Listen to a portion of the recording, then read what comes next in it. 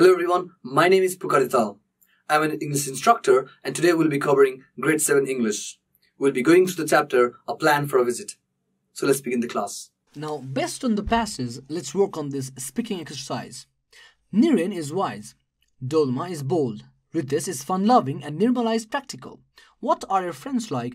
Go around the classroom and ask at least 6 of your classmates what they think about their friends. So just like about group activities where you're supposed to mingle in the classroom, alright, and then get to know about your friends. Just ask your friends. Perhaps you are going to ask what they think about their friends, alright, what is the opinion about some other friends, alright, whether they are bold or whether they are very wise, smart, or whether they are very lazy. It could be even lazy, right? So you have to figure it out, all right? Get to know and ask your friend. In fact, you can ask each others about what your particular friend thinks about some other friends in the classroom. So it's just about getting ideas here, right? Which you can do it possibly by communicating, okay? Now, here's a case here. For instance, conversation practice. You have the following situations. Work in pairs and make requests for each item. Then write polite replies to those requests. Now here are the situations given here. You need help to carry your heavy bag. It's getting dark. You need a torchlight. You can return it tomorrow. You are sick and in bed. You want water. You want to make friends with a new student in your class.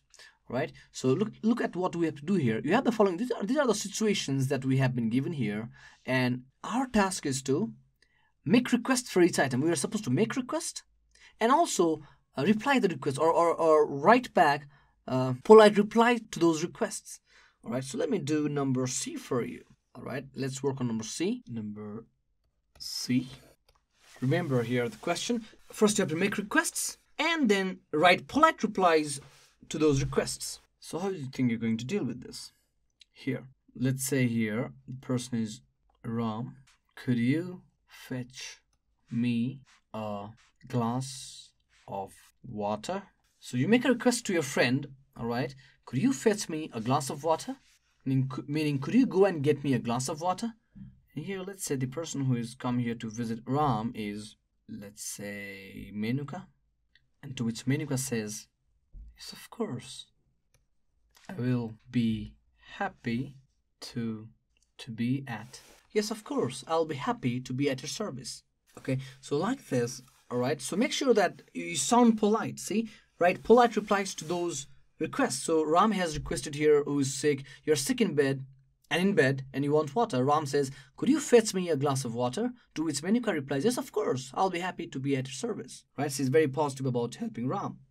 Okay, so like this, of course, you can then work on, you can do, all right, number A, B, and D.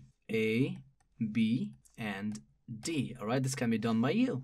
Okay, now moving further again, I have, now in case you're wondering what's in A, B, and D, here you go. All right, this you can do it on your own. All right, so A, B, and D, you can do it on your own, or maybe you can do it in the classroom. All right, you need, let me help with number A. All right, you need help to carry your heavy bag. All right, so maybe you are, let's say, a particular person who is here. Excuse me, I was wondering if you could help me carry my bag, which is very heavy. Now, to which, let's say, a person replies, a polite reply. And remember, your reply, it's not necessary for it to be yes. It can be no as well, all right? So in this case here, you can very well say, well, I'm sorry, but I'm getting late to catch my bus. I don't want to miss my bus. So even that would be a very polite request. So, okay, let's do number A, all right? I'm going to do one more here. Okay, now let's work on number A. Okay, so here is Harry, and here he's in need, and now here he needs help to someone to help him carry his heavy bag or luggage. And now, excuse me, I was wondering if you could help me carry my bag, which is very heavy. Now remember, it's not necessary that every time you'll have to accept the request. But of course, when you even deny the request, you have to be very humble. You must be very polite. All right. Then it says, then write polite replies to those requests. So maybe we should try here no this time. Okay. So let's say the person is Sam. Sam, I'm terribly sorry. I'm terribly sorry. I can't. I have a terrible backache and I don't think I should be lifting. Okay, I'm gonna just add this here, okay? Lifting anything heavy.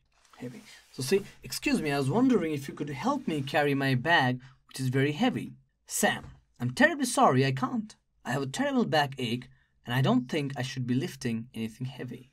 So see, this is how you can reply to polite requests, and you can be equally generous while doing so. Now this way I'm sure you can now work on number B and D.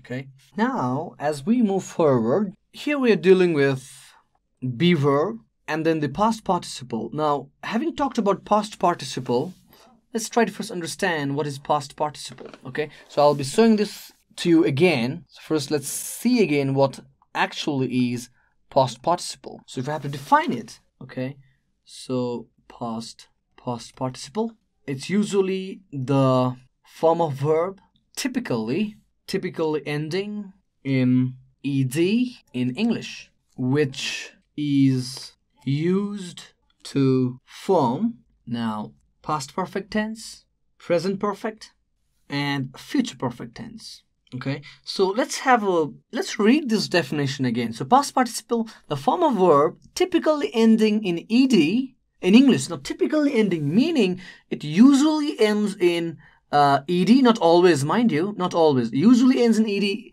all right, and which is used to form these three types of in these three types of tenses: past perfect tense, present perfect tense, future perfect tense. All right. So if I am to give examples to you, here you go. Let's go for past perfect tense. All right. So the example for this would be, let's say, the bridge had collapsed. Now, see, just like the definition say here, see, the bridge had collapsed. This would be past participle here. Now, present perfect tense, Alisa has withdrawn money from the bank. All right. Here, however, all right, we have not used here ed form. See, typically ending in ed, but here has withdrawn. It defines the present perfect tense here, and of course the participle. If we just focus on the past participle here, so here we can take it as Alisa has withdrawn. All right. So remember, it's also used in the present perfect tense here. And finally, example of future perfect tense. All right. Its example would be Messi. Now, I'm sure you all know who's Messi, right? Messi will have played a wonderful football. Now, here again, if you classify the past participle, here will have and then played a wonderful football. So these are just examples, how it's used in past perfect tense, present perfect tense, and future perfect tense. Now that we know what it is, now let's again do the exercise here. Okay.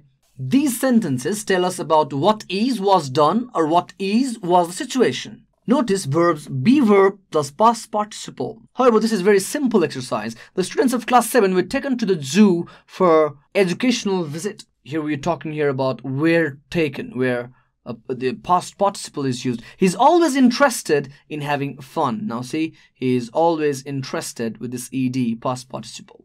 Okay, so we're just here talking about two things. One, past. Here we focus on one is past, as you see here. The other one is present. We focused on these two here. Now fill in the gaps with be plus past participle of the verbs. All right. So that be would make it whether you're talking about is, for instance. All right.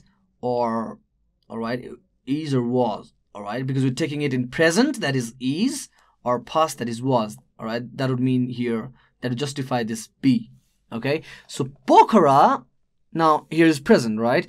Visit by thousands of people each year. So what do you think is the answer here? I'm sure you will get it all correct. Pokhara is visited by thousands of people each year. Now let's look at number 2. That is number B. All right, several questions. Look at the plural form here. Several questions, not one question, but many questions. Now we have to take it to past. So several questions were asked to the head teacher. All right, now let's do one more. All right, let's come to the last one, number G. All right, so many people, now we have to take it to the past. All right, now many people, again plural, were killed, the ed form again. All right, past participle. Many people were killed by the earthquake in Japan in 2011. So this is how you can do the rest of the exercise. Maybe you can do this right here in the classwork. You can take maybe 2 minutes time and you can finish this exercise. Okay, so thank you very much, and if you have any queries, please feel free to email us at learning@deerwalk.edu.np.